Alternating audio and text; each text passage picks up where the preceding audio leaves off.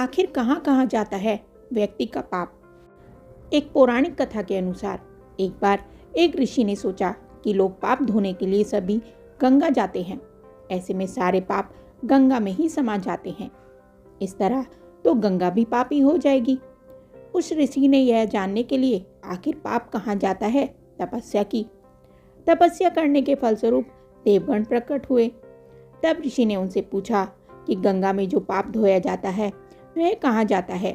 तब भगवान ने कहा कि चलो गंगा जी से ही पूछते हैं इस बारे में। ऋषि और भगवान दोनों ही गंगा जी के पास चले गए और पूछा, हे गंगे, सब लोग तुम्हारे यहाँ पाप धोते हैं, तो इसका मतलब क्या आप भी पापी हुई? तब गंगा जी ने कहा कि मैं कैसे पापी हो गई, मैं तो सभी पाप लेकर समुद्र को अर्पित कर देती हूँ। इसके बाद ऋषि और भगवान समुद्र के पास गए और उनसे पूछा कि हे सागर, गंगा सभी पाप आपको अर्पित कर देती है, तो क्या आप भी पापी हो गए? तब समुद्र ने कहा कि वो कैसे पापी हुआ, वो सभी पाप को भाप बनाकर बादल बना देता है। अब ऋषि और भगवान दोनों ही बादल के पास गए और उनसे पूछा कि हे बादल, समुद्र पापों को भाप बनाकर बादल बना देते हैं, तो क्या आप भी पापी हो गए?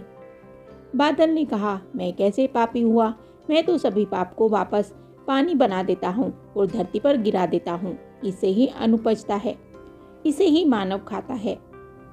उस अन्न में जो अन्न जिस मानसिक स्थिति से उगाया जाता है और जिस वृत्ति से प्राप्त किया जाता है और जिस मानसिक अवस्था में खाया जाता है, उसी के आधार पर मानव की मानसिकता बनती है। यही कारण है कि कहा जाता है, जैसा खाए अन्न वैसा बनता मन।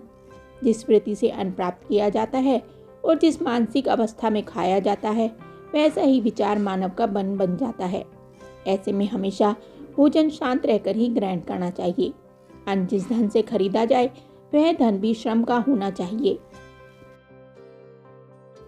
ये कथा आपको कैसी लगी हमें कमेंट करके जरूर बताएं। साथ ही वीडियो को लाइक करें, चैनल को सब्सक्राइब करें। धन्यवाद।